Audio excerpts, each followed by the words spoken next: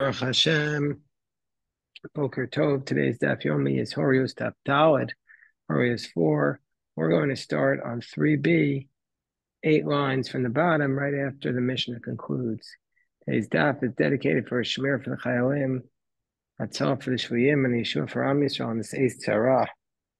Gemara had said the position of Rabbi Shimon that if a court, the Bezdin, had given a ruling which was mistaken, and then they changed their mind, they reversed the position, but a person did not hear that they reversed their position.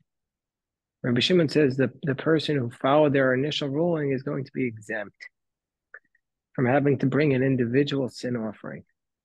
And Gemara says, I'm Rabbi Yehuda Marav, my time under Rabbi Shimon. Rav explains, what's the reason for Rabbi Shimon? Hold Bereshus Bezdin Hu Oseh, because he acted with the permission of the court. And so he had received the initial ruling, and that's the way he acts. The alternative version is Amar Yehuda Marav, Omar Rabbi Shimon. The Rabbi Shimon, so logic was Kol Hara Shayatas Berov Tzibor Yachid Osos Pater, and any ruling it's gone out from the community, if an individual follows it, he's exempt. The way Rashi explains it is because that's the purpose of the ruling, to distinguish if you're doing it accidentally or purposely. So since you follow the ruling of the court, it's considered accidental, and therefore you're going to be exempt. So the Gemara says, Meisvei, we challenge this position, this explanation of Rabbi Shimon, because we say Par Elam Davar Shel Tzibor. So let's say we have this communal bull offering, or if the court issues a mistaken ruling as relates to idolatry, they have to bring a goat and a bull. Rabbi Shimon says that meaning say you go collect from the people. So Rabbi Yehuda says, no, the money to pay for these offerings comes from the Beis HaMikdash's treasury. But according to Rabbi Shimon, this is a problem because he says the court gave the ruling and he didn't know they'd change their mind. But here in this case, they're collecting from the people because the court made a mistake, so you have to pay for the bull offering. So we see from here that obviously they made a mistaken ruling. So since they were collecting from this person, they knocked on his door and said, give us money. He clearly knew about it. So Gemara says, a couple of answers. One answer is, they just collected, they didn't tell him why. They just said, we need money. Alternatively, could go into Alternatively, maybe he wasn't there when they were doing the collection. He was out of the town. No, maybe Rav holds that that's not actually Rabbi Shimon's position, but Rabbi Shimon's position would be reversed, that they collect from the treasury, and Rabbi Yehuda says they collect from the people. The Tanya Ipcha, we learned the Bryce of the opposite, but Chil Govin and Rabbi Yehuda. Rabbi Yehuda said they collect from the people. Rabbi Shimon Omer Mitruma Salishka, no, they collect from the treasury. Tanya, Rabbi Meir Mechayev. Rabbi Meir says you're liable. Rabbi Shimon says you potter. So about this case, we had in our Gemara, in our Mishnah, dispute between Rabbi Shimon and Rabbi Eliezer, where Rabbi Shimon says you're exempt, Rabbi Eliezer says you're liable. But now we see it's actually it's a four-way dispute. Rabbi Meir says you're Mechayev, Rabbi Shimon says you're potter. Rabbi Eliezer Omer Safek, he says it's a doubt, and Mishum Sumchos Amru Toai, it's suspended. Amar Rabbi Yochanan Asham Toai Yikabenayu. That distinction is whether or not you bring a carbon that's called an Asham Toai, which we'll see in a moment, is where you're not sure if you did this sin accidentally or not. You did a sin, you did something accidentally, and you're not sure if you actually committed a sin or not. So Rabbi Yochanan says that that's a distinction between Rabbi Eliezer and Sumchus. That Rabbi Eliezer's way Rashi explains it, or Meyuchos to Rashi. Rabbi Eliezer says you bring the Asham Toai, and Sumchus, even though we use the word Toai, he says you don't bring the Asham Toai. Amar Rabbi Zera, Mashal Rabbi Eliezer, Lama Davar Domer. This case of Rabbi Eliezer, what's it like? He says, I'll tell you what it's like. This is the classic case of what's called an Asham Toai. If a person ate a carbon, he ate a piece of meat, and he's not sure. He's not sure if it was he ate a piece of meat, and they weren't sure if this piece of meat was kosher or not kosher. Vinodo, and then they told him that he ate this piece of meat about which there's a doubt about. He had eaten it accidentally. Shemevi Asham. He brings his carbon Asham Tawai. Alomi Baye, and now we're on top of 4a. Not only according to one, Laman Amar Tzibur Maisi, Meforsim Milsa. Not only according to the one, you don't need to say that this position is only according to that he brings the Hashem Toa in this case is only according to the one who says the community, meaning to say that the community has to bring it, that it's paid for by the people. Even the one who says that the court has to bring it, he's still the woman Farsim Milsa that and therefore even according to the one who says the court brings the communal offering, in this case, he's still going to be responsible to bring the Hashem Toa. Why?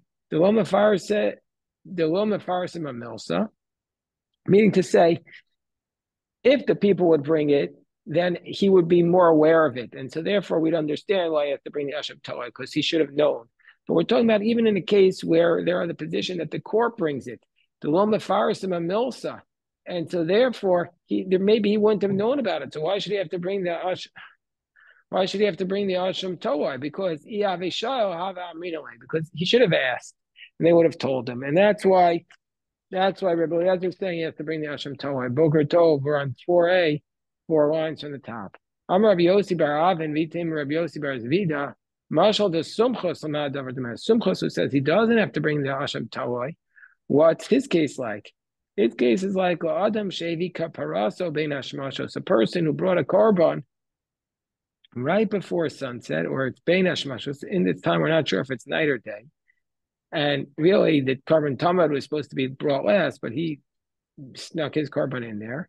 And Safek mi ba'od yom nischapro, Safek mi shachat sheikha nischapro. We're not sure if he brought it during the day, in which case it'd be a valid offering, or if he brought it after night, in which case it's not a valid offering. That under those circumstances, since Rashi says there's nobody he could have asked who could have told him, because the sunset is an inherent, Bein Hashmashos, the twilight period is an inherent doubt. It's not like he could ask somebody who could have told him. And so therefore, She'im Mevi Hashem Toa. In that case, he's not even sure if it was a doubtful sin or not. So under those circumstances, he wouldn't bring the Hashem Toa. And so therefore, in this case, he also didn't. Why? Not only according to the one who says the court brings it, and so therefore there's no way he could have known. Even according to the ones who say that the community brings the offering, the Mefarsim Milsa, maybe he should have known that they were bringing a communal offering because they brought this mistaken, because they made a mistaken ruling. If he would have asked people, they would have said, the Mefarsim Milsa, and they would have said to him, he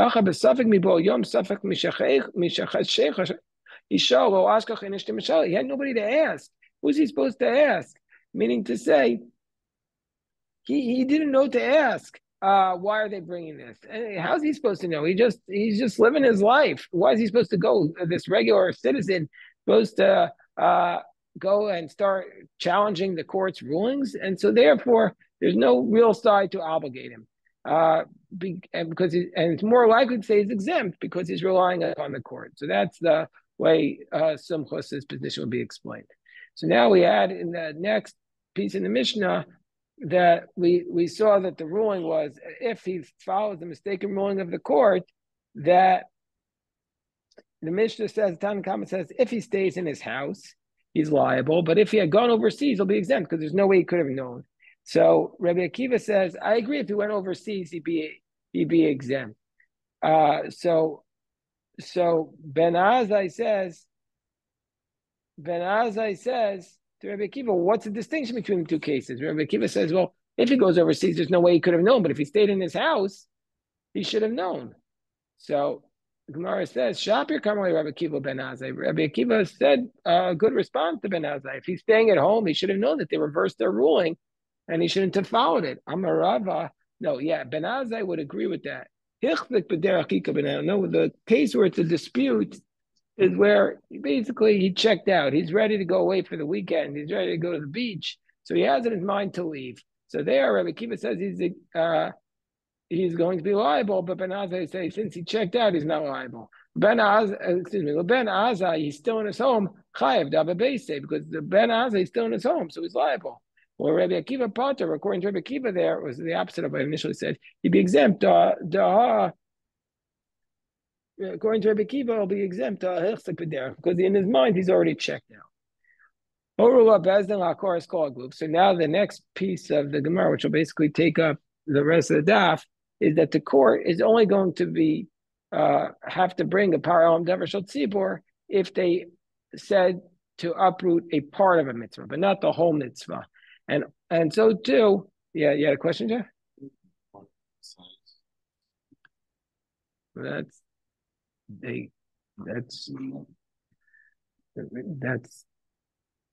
yeah, I'm assuming they did, but he didn't know about it. He didn't read the paper. So the Gemara says, Tana Rabbanan. So Horayos Bezdin Akor is called group. That if the court decides to uproot an entire mitzvah, then they don't bring the parallel davar shel tzibur because that's a ruling that people should have known on their own, and they wouldn't, and the individuals wouldn't be exempt because it's like an expert in the court who said this is wrong. They should know. So the Gemara says, Tana Rabbanan, what's the basis for this? The ne'elam davar. It says the court was missing something. But not if they uprooted the whole mitzvah. Kate said, what are we talking about?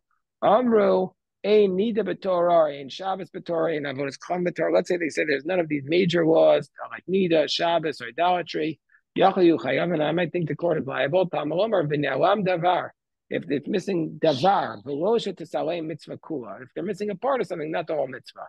Harei patur. In these cases, they're exempt. Avol amru, but if they said yesh nida b'torah, there's nida in the Torah of Habal Shomeres Yom, Kineged Yom Pater. But if you do this aspect of Nida, one of these laws like a Shomeres Yom, which the Torah says is liable, you're exempt, or Yesh Shabbos B'Torah, there's Shabbos of Hamotzim Rishos Hayach Rishos Haram Pater. But if you carry one domain to another domain, you're exempt, or Yesh Avodas Kacham B'Torah, or Mishtachah Pater is idolatry, but if you bow down, you're exempt. Yachayu Pater, and I might think they're also the court's exempt in those cases.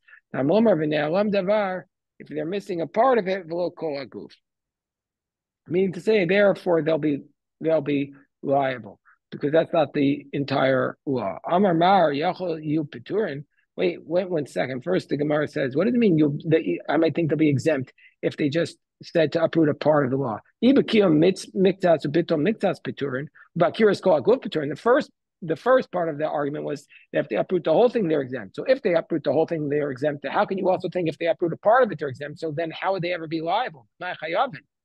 So the Gemara says, no, the Brisa was bothered by the following. Tana achika kashuai. Ema davar kula milsa. Maybe the word davar also means that they're uprooting the entire mitzvah and they're liable. So the Gemara says, Ema davar kula milsa masha. Tamalamar v'ne'elam davar. No, they're missing a part of it. My mashma, how do those words mean that? Amar ula, karibe, we read it, v'ne'elam mi davar. We double the mem at the end. V'ne'elam, we're missing from a part of it. Chizki has a different source. Amar Kra, if they did violation of one of the mitzvahs, from part of the mitzvah, but not the whole mitzvah. So the says mitzvahs tarati masha. Maybe it implies two, but they have to uproot two mitzvahs. Mitzvahs. It's written in the singular. Third approach of Ashi Amar Yolef Davar Mizakam Amri. You know, we make a Xer Shabbat, compare the word Davar to rebellious elder. It says by rebellious elder. When the matter is missing from you, now I depart from anything they say to you to the left or to the right. Just like by Zaki Mamre, it's from a part of it, but not the entire mitzvah. We did that in Sanhedrin. Also, this ruling is Davar V'Kolgov, not the entire mitzvah, but a part of it. The court is only going to be responsible if they gave a ruling that something that the stukim, the Sadducean sect, is not agreed to. But the matter in which the Sadducees agreed to, they'd be exempt. The Sadducees presumably, although it's not explicit, agreed to the written Torah. So if it's such a black letter law that the Sadducees agreed to, then everybody should have known that the court was wrong. They shouldn't have followed it. But if it's a rabbinic interpretation, then the court would be liable. My time, and what's the reason? As I just explained, Zilkar Beirav. It's something that even it says she's in mitu.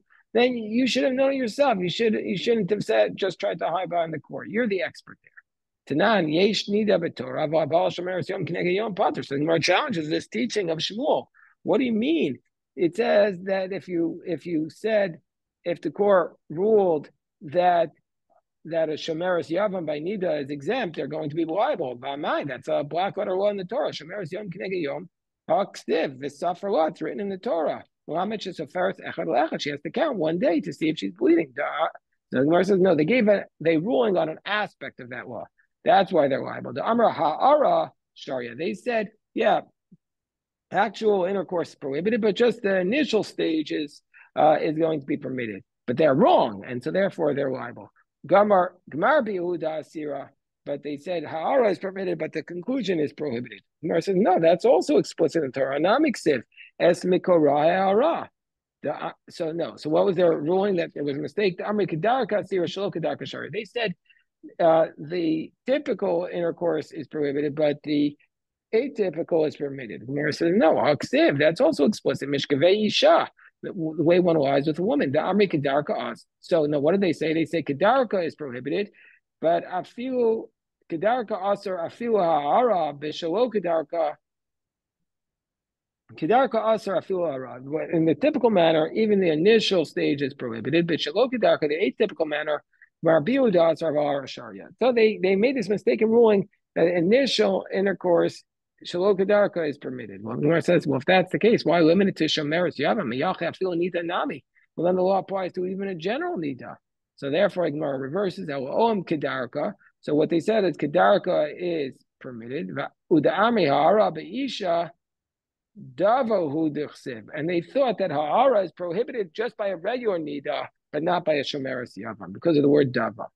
By the same alternatively, the Amri Ziva lo havya el b'yamama. They said, no, a woman can only become a Zava, this menstrual woman, only if she flows during the day. They'll say, call you Mezova. Fine. So, okay, what about Shabbos? Tananye Shabbos b'Torah, Motzi Roshus Roshus Potter. Again, we challenge Shmuel. They said there's Shabbos in Torah, but if you carry it from one domain to another domain, you're exempt. So there's the question on Shmuel V'Amai, who says that they're not liable if it was a black letter law that the Sadducees would admit to. V'Amai Otzah Ksiva V'Osotziu Masa Mibatechem. The prohibition is prohibited. Carrying is prohibited. It says a verse in Jeremiah. So the Gemara says, no, the Amri Atzahu the Asar Achnasa Matur. No, they limited. They said only carrying out from the domain is prohibited, but carrying into the domain is permitted. By saying the Amri Hotzahu the Asira Moshi V'Zorachshar. Or also they said carrying is prohibited, but throwing is permitted, which is wrong, and so therefore they're liable. Again, it says that if they said that if you bow down to idolatry, you're exempt. But again, it's written that you're not allowed to bow down. Now, what about down to a false god or to another god? The Amri, what they actually said was, they said when it's prohibited, it's to bow down in the typical manner. But like, let's say you bow down to an idol that's not typically worshipped that way, like Por or Marcus, which you learned in Avodah Zarah, that would be permitted. Alternatively, Gufa Kedarkudas, or maybe they said that bowing down in the typical manner is prohibited. The Isbei Pisha Yadayim Raglayim, because you completely stuck out your hands and legs. But if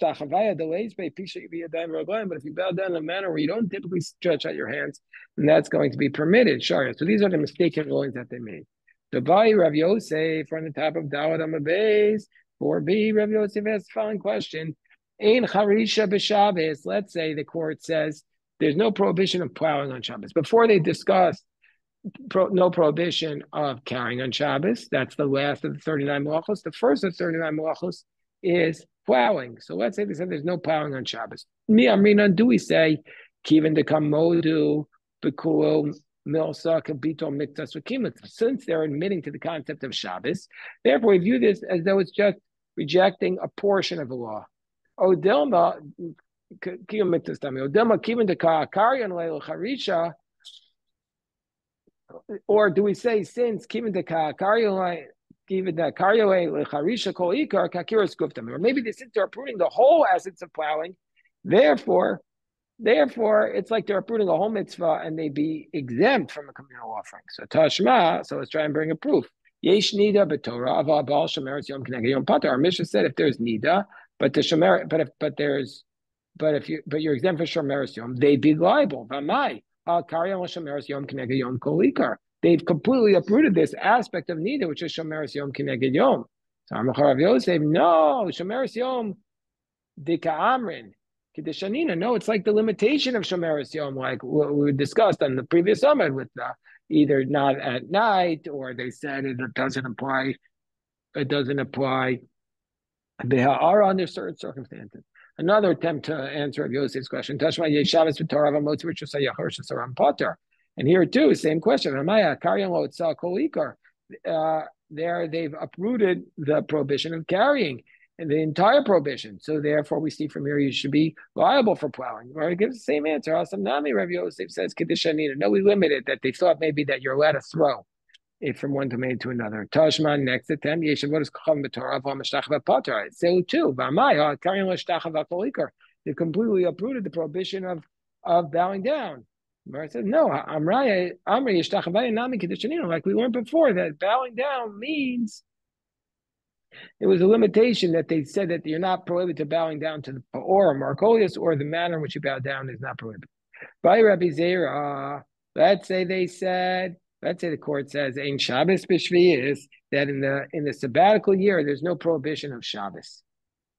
So Gemara says, whoa, how could they ever make such a mistake? B'mayto. How did they make the mistake? So they made a mistake by misreading of this verse. It says about the sabbatical year that you have to cease plowing and harvesting, which means when there is they read it like this: if there's an obligation if there is a time where you're plowing, then you have to observe Shabbos. Where there's no obligation where you're not plowing then because you're not allowed to, maybe there's no prohibition of Shabbos. Do we say keeping them in Kaimelam B'Shar Shnei Shavua Kapitol Mikzos Ukim Mikzos Tami? Since they still say you keep the Shabbos the other 6 years, so therefore it's like uprooting a part of the law and they'd be liable. Or do we say since they've completely uprooted in the sabbatical year, it's like they've uprooted the whole mitzvah? So Ravina says Tashma, its answer is Navishin is Nabel Akor Davar Midivrei Torah Chayiv. A Navi who prophesies to uproot a portion of the Torah is going to be liable. So Navi Akor Davar Min Torah Chayiv, of a false prophet who prophesies to uproot something from the Torah is liable. If he just uprooted a portion of it, Rabbi Shimon says he's exempt. By idolatry, even if he says worship it today and tomorrow you'll cancel it, you're going to be liable for stoning. So this Brisa proves, and in circumstances where they say worship it today and then tomorrow do not worship it, it's going to be considered like uprooting a portion and keeping a portion, and therefore it's like this case of saying there's no Shabbos in the sabbatical year. So we see from here that that's considered like keep uprooting a portion of the mitzvah. Now up to the next Mishnah. Horu Bezdin. Let's say the court gave a ruling via the Echamei and Chateau, and one of the people on the court knew that they made a mistake. He says you're making a mistake. Or the head of the court, the scholar of the court was not there. Or one of the people was not a qualified judge, either as convert or mamzer or nasin or an elder. Rashi said, who's not able to have children. Rashi says, Rashi says, I don't know why this person cannot give a ruling. So Rambam has a different version. He says that he doesn't know the pain of children. I mean, it's like he's too young to have had children, so he's not nuanced enough. So anyway, But Rashi here says, I don't know. It's difficult for me. Again, we're not sure that this is actually Rashi. It comes from the school of Rashi. Um, in all these circumstances, Areze Pator, this person is going to be, the court is exempt. Shenemar. So, under all these circumstances, the court does not bring a parallel davar shel tzibur in this matter because it says nemar kan edav, nemar lawan edav. It also says by the Sanhedrin generally edav, ma edav mur lawan kuan reuyim lova. Just like by the Sanhedrin has to be everybody capable of giving a ruling. Af edav mur kan actually kuan reuyim lova. They all have to be capable of giving the ruling. So Gemara says, "Oh, sham." We know, and how do we know if the head of the court was not there? The court is not liable. Why did they say that if the court gave a ruling on something the Sadducees would admit to, they're exempt? Because it was such an egregious error that they should have gone out and learned this basic law. And so it's an egregious error to give a ruling without in such a manner. So it's not going to be considered within the category of bringing communal sin offering because it's too egregious. So too, also in the case where the head of the court was not there, they're also exempt. Because they should have learned it and they didn't. You need everybody to be capable of giving the ruling. And how do we know in that case that everybody, by the Sanhedrin, everybody has to be capable of giving a ruling? It says in the pasuk that HaKadosh Baruch Hu commanded Moshe to take 70 elders and they should stand there with you. Imach bedomelach. That would be similar to you, capable of giving a ruling. Maybe it means not that they're capable of giving a ruling, but maybe it means that they should stand there outside the temple, but they shouldn't go into the Holy of Holies, which is the place of the Shekhinah. This is a different source. They'll carry the burden with you. So, when Moshe appointed judges, it means that they appoint judges who carry the burden with you will be similar to you. Says the Mishnah, Horu Bezdin Shogugin, Vasu Kolakal Shogugin. Nevi'im power. If the court gives a ruling as a mistake and everybody follows the majority, Kolakal, where means her means the majority, follows this ruling, then they bring this communal offering. Mezidin, if the court was intentional, Va'asu Shogugin, the people followed it accidentally. Nevi'im Kisbo Seira. If the court was intentional, then and the people relied on it, then the people bring an individual offering, which is either a sheep or a goat. Shogugin va'asu mezid. And let's say the court ruled accidentally and the community did it intentionally, hareo peturin, then nobody brings a korban because a person who intentionally sins does not bring a korban, does not bring this offering. Va'asu mezidin hareo peturin. So the Gemara asks this question: if they did it intentionally, they were going to say they're exempt. Hashogeg dumya demezid, but let's say they did it in a manner accidental, but it was close to intentional, you would say they're liable. Chayav. Heichidami. What's the circumstance where it's accidental, similar to intentional? Shahoru bez and shechelav mutar, b'nischalafo b'shuman, va'achlo. So maybe it's this case we were talking about where the court ruled that the chelav is permitted. He thought the shuman piece was, the chelav got mixed up with shuman, and he ate it. But if he had known that it was actually chelav, he still would have eaten it. So we're going to say there that they're liable. This was the first case we had on 2A in our Gemara. So the Gemara says, no, it's not a correct inference. It was just a stylistic way the Mishnah was written, but it's not, that inference is not proper. We will stop the recording here. I know we have to go very quickly with these dapim.